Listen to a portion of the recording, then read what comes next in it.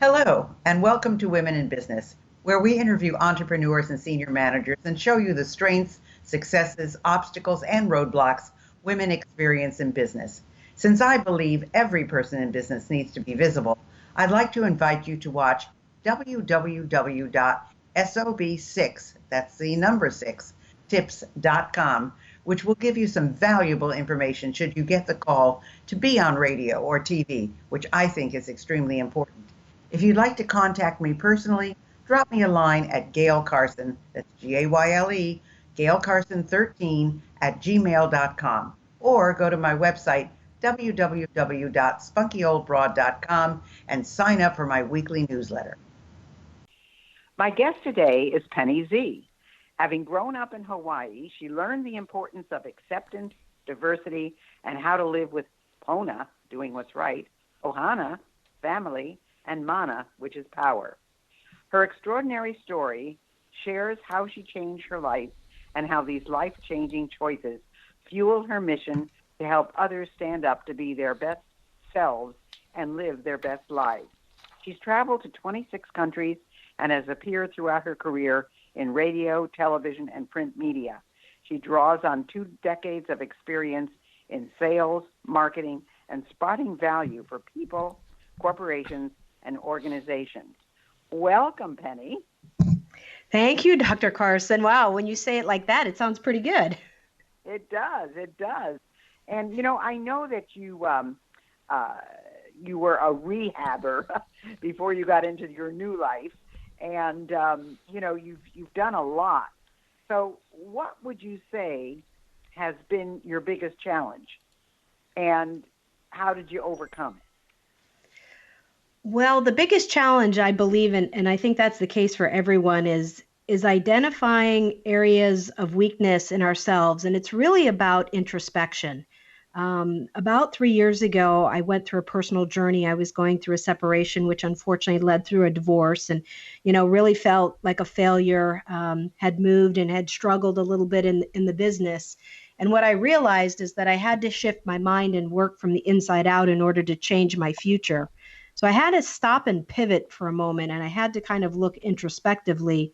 And what I determined in doing that, in actually going through an exercise, is I was living a life that I was self-sabotaging myself, which started, not a year ago or 10 years ago or even 20 years ago. It started when I was a child, when I was about 6 years old. And when I discovered that through an event as a child, I had taken on the mindset of not being good enough or feeling less than. And when I realized that this last couple of years, I decided that I wasn't going to live from a perspective of self-sabotage or a victim mentality. I was going to take my power back, my control back, my life back, and empower myself. And so I would have to say the hardest challenge is looking at yourself honestly and openly, introspectively, and sometimes making hard choices that are not always easy, but that are the best for you. So I really had to dig deep in order to find that self-sabotaging mindset that I had for many, many years of my life. So, that's interesting because you worked in a business. Rehabbing is not an easy business, and it's very often a male-dominated business. So it was not an easy business to be in. So, what would you say is your greatest achievement then, or triumph? Because you were certainly in a business that was not an easy one for a woman to be in. That is correct, Dr. Carson. Real estate and many industries are still male dominated, and real estate definitely is. I would just have to say that probably an area that I was feeling less than in my personal life, I was able to channel that energy, channel those experiences, channel my skills, and actually be really good at one area. And so my dad, as a little girl, used to take me into work. And every other weekend or so, I would go in and play office, so to speak. A lot of girls played house. I played office. And so I think I just got a toughness mentality in the area of business. And so I think that from that perspective, I channeled my energy, I channeled my inner strength and focused on working in business, being in real estate. What I realized is it was difficult for a woman. And so in going through the last 15, 16 years of that, I've decided that one of the areas that I really wanted to help and focus on was helping women in empowerment, and really more specifically, helping women build wealth, build cash flow, and build self-esteem through real estate investing. So that's an area that I've kind of pivoted. I've stayed under the umbrella of real estate, but I've actually moved into what's called private money lending. And so now I'm helping women in a very niche market with empowerment and financial success. So I think that you would have a great piece of advice for our listeners. What would you say would be the biggest piece of advice you could give our listeners? You know, the biggest piece of life is really have a game plan, have a vision for your life. You don't know where you're going, and you don't know if you've got there if you don't have a yellow brick road, so to speak. So I would say my biggest recommendation is to have a vision and think wild, think big, think small as well, but write down things that you want to accomplish personally, professionally, financially, religiously, relationship wise, and really make a game plan for your life. I think that's been a huge change for me over the last several years, is putting a vision together and manifesting what it is that I want in my life.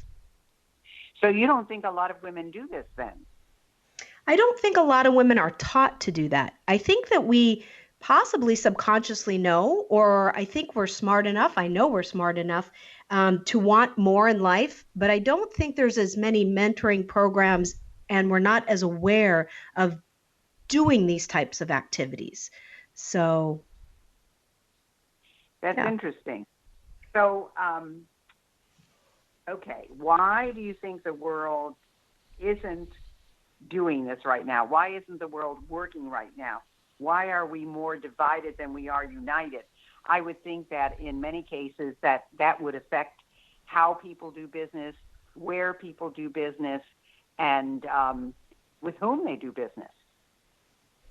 Yeah, I mean, why are we not united? That's a loaded question, isn't it? Probably could do a whole show and a whole series on that question in and of itself.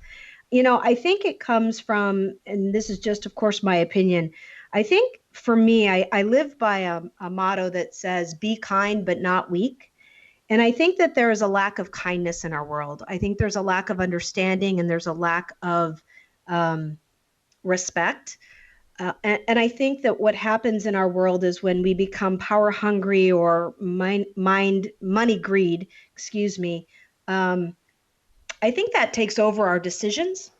And unfortunately, our world is very divided on so many different aspects, our financial, our status, our social status, as well as our economic status, as well as the color of our skin, that I think that for me, I look at our leaders and I think that, unfortunately, we want to say a grassroots effort from things that come from the ground up. And I think that happens a lot. But I also believe that our leaders have a role and a responsibility to lead, and to lead in kindness. They don't necessarily have to be weak, but I do think that they have to represent us as a community, us as a business community, and us as a nation, powerfully but kindly. And I think they need to lead by example better and stop worrying about power and greed. Well, of course, they when they always say, what is your biggest desire, or what is your biggest whatever, I always say I feel like a beauty contestant when I say world peace. But that's exactly what I would wish for, is world peace, because I think all these it's all about power. That's what all these arguments are about, power. Mm-hmm. And power can be great and power cannot be great. So what would you say? You're talking almost like an angel investor, and working with women to help fund them for what they want to do. What do you look for in a woman or a business that when someone comes to you, you must have certain criteria. So what would that be? Sure. Well, I actually work on both sides. I like to consider myself a professional connector or a professional networker because I work with two parties actually. I work with a party on women, and women in, specifically 35 to 55, I find are very open. They're looking to build wealth. They're looking for cash flow. They're willing to go outside of the norm and not do the traditional, investments, which would be, our retirement account, which I don't discourage.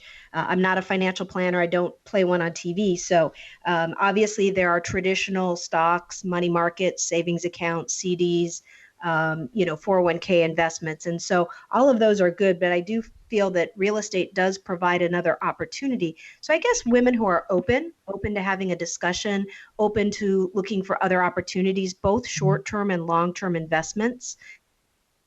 And I look for women who, I do what's called a 30-minute strategic call, and I offer it free for women that are looking to get into the private money lending world. And why I do that is exactly what you asked for. I have a list of questions that I speak with a woman. I ask what their goals are, what their short-term and their long-term goals, what kind of money that they currently have to invest, and what kind of money do they expect. I ask things like, what are they looking, what kind of return on investment? What is their risk tolerance? That's a real important one. So I like to find people who are a little bit more medium to high risk. Obviously not necessarily risky. I don't do risky deals. That's a whole nother aspect of it because you want to basically do your risk management, and you want to basically vent the deal. So we teach them and we talk to them on what that looks like for them. We also offer coaching in that program, but we also offer an all-inclusive. So for women who are looking to build cash flow or build wealth, but they don't want to do anything, we actually do have investors on the other end, commercial as well as residential real estate investors that are looking for money. So again, we can kind of be the connector that I talked about earlier, and we can actually put the two together. So I look for women who are thinking outside of the box, who are open to having a conversation about their risk tolerance, their risk management, their cash flow, and their wealth building. And so, we go from there. And if it's not a fit, I'm happy to share that. And if it becomes a fit at another time, then we just leave the door open. But that's who we look for. So what are some of the major lessons that you've learned along the way, Penni? Because, I think back, I've been in business now for 60 years, and things have changed so much. In fact, the things that I did originally, which I absolutely adored. I ended up with 7 offices and 350 people, and I never want to do that again. So it's life has changed, and you can build actually a big business without having tons of employees. You can contract, you can, have virtual assistants, all kinds of things now. What are some of the lessons that you've learned along the way that you think would be key to the women who are listening to this show? Well, you're absolutely right, Dr. Carson. I think it's staying focused. I think it's really one of the things that I like to say is my mess is my message. My message is my purpose. My purpose is my passion. And so really figure out what your passion is if you're looking at making a pivot in life, or you're looking at, going up the corporate ladder or starting or scaling your business, is really narrow down your focus. I think that's very important. You can't be everything to everybody. I think number 2, putting your vision and putting a vision board in your office so you can see it and read it on a regular basis is very, very important. I cannot tell you how many times in the last 3 years that I've gone back, kind of in looking back introspectively and respectively, to be able to see what was it that I looked like I was going to do this year and what I accomplished. And it's amazing by having it written down, reading it multiple times a week, saying it out loud, how your vision does come to fruition. So I think having your vision is also very important. And I think one of the most important things is really self-confidence. If it's something that realize that we're not all self-confident at all times. And so to make sure to have that group of support, close friends or family or close business associates who really, that you trust, that you can talk to, that can help you get up when you're feeling down, and really just be self-confident. Self-empowerment is huge for us women. So really having the right mentors, having the right advisors are key for women. Now, the question that I have, and I'm sure you can answer this, is how good are women at asking for help? How good are they at finding the right mentor or the right advisor? I mean, you know, you talk about the good old boys club and kind of, you know, people know who to go to. Is there a good old girls club? And you know, where do women see themselves in that? Wow, I love that question. I have not looked at it from that perspective. I think women are more willing. I do think we struggle to ask for help. I think that's our nature. We're usually givers by definition in society's explanation of our personalities. So I do think we have a challenge in asking for help, though I do feel that women have a strong desire to want the mentorship. And I will just share my personal experience. You know, growing up, probably middle class, I would say. So not good, not bad, just kind of, you know, down the road in the 70s and 80s. I had a stay-at-home mom who did a great job and a dad who was a CPA. So, you know, he did well and he brought me to work. But even my parents, and I did not know to ask for help. I did not know to ask for mentors. And I think the one thing for women that I experienced, and I can't say this for everyone, but maybe there'll be people that'll listen that will relate, is I don't think a lot of times we're given the opportunity for mentorship. So to answer your question, I do believe that there is a growing network out there of extremely fantastic, successful coaches, mentors, business leaders that are women that are starting this movement or have been starting this movement for a while, and we're getting more and more traction and more attention. So I do feel like there is a movement, but we're not there yet. And I feel like women can look for opportunities in order to get mentorship. We just haven't been trained or coached or even taught that that's okay for us to do. And I think that we're coming into our own, and more and more of us are asking, but women usually are more open to accepting mentorship and coaching as well. Yeah, I do think that, you know, it's funny because when I went into business was way back, 1959, and there were not a lot of women in business, and I just kind of bumbled my way along and just was so dedicated and so hardworking that I made a success of it. But I do think that, and it's certainly more available to us now.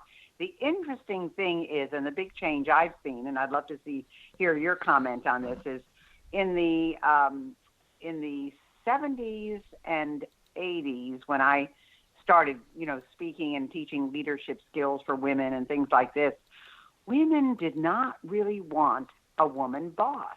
They preferred a male boss. And I thought, wow, how tragic. And there were a lot of women bosses who didn't necessarily, you know, want to have women employees or give them opportunities.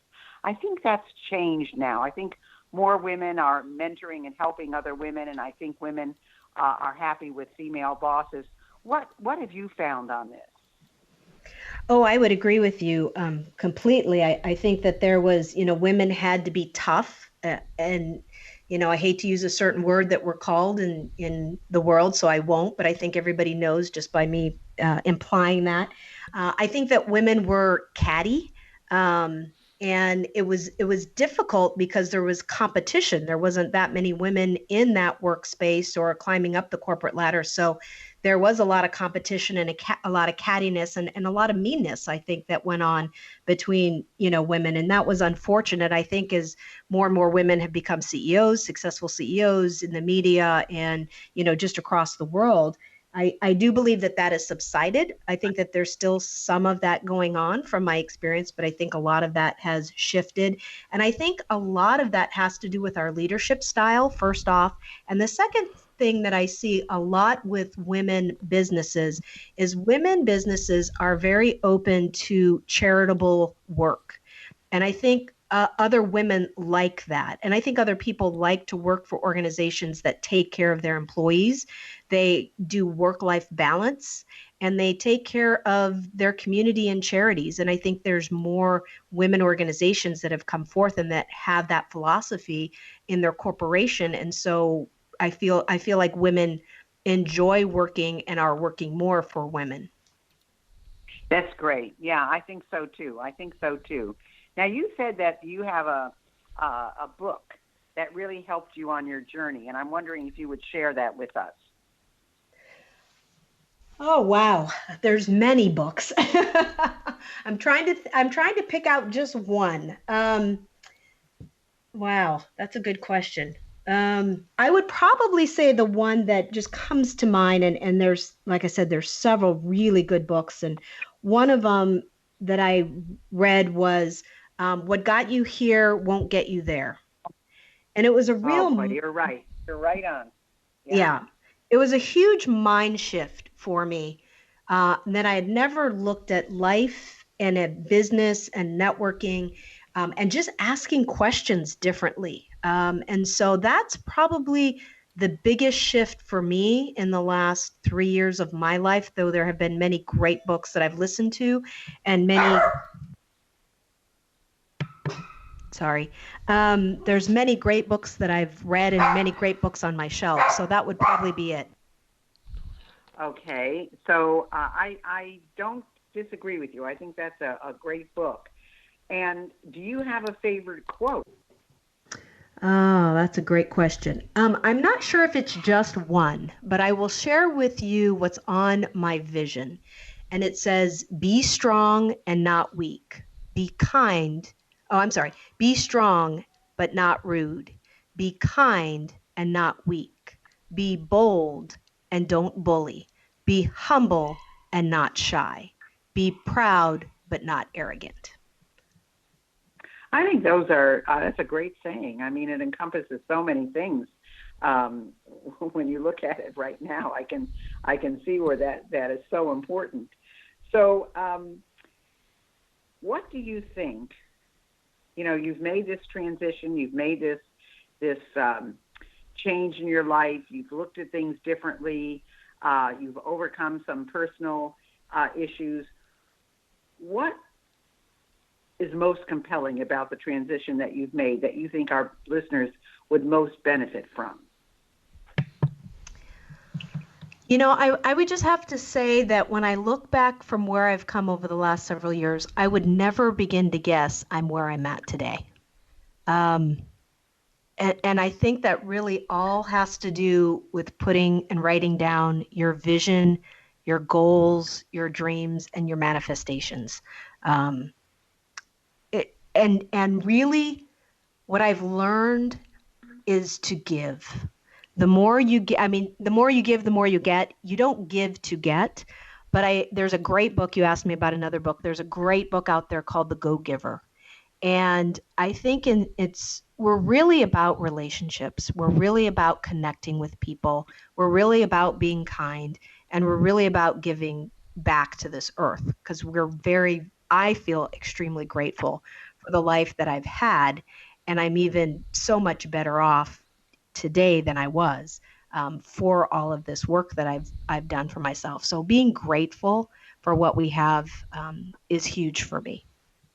That's so funny. You mentioned The Go-Giver. Several other people have mentioned it. And a dear friend of mine, Bob Berg, wrote that. And as a matter of fact, I was one of the people he consulted on his very first book because we're both from South Florida. So I've known him for a very long time, and he's a marvelous, marvelous guy. So let's find out how our listeners can get in touch with you, Penni. If you have something that you'd like to share with them or give them or whatever, how would our people get in touch with you?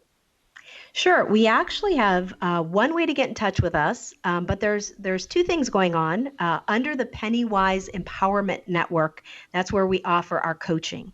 So first off, I'd like to offer a free 30-minute strategy session for anyone interested in talking about empowerment personally as well as professionally, like I mentioned earlier, with regards to investments and private money lending. And you can get a hold of us through email at Z, the letter Z team, at thepennyzshow.com. That's the THE Penny PENNIZ show.com. So it's zteam at thepennyzshow.com. You can also reach us on our website, which is just thepennyzshow.com. And I'd like to share with you as well that we do have a podcast that is weekly, and we have new episodes that will be starting in January, which we're really excited about, focusing on empowering women, both personally, professionally, and financially. Fantastic. That's great.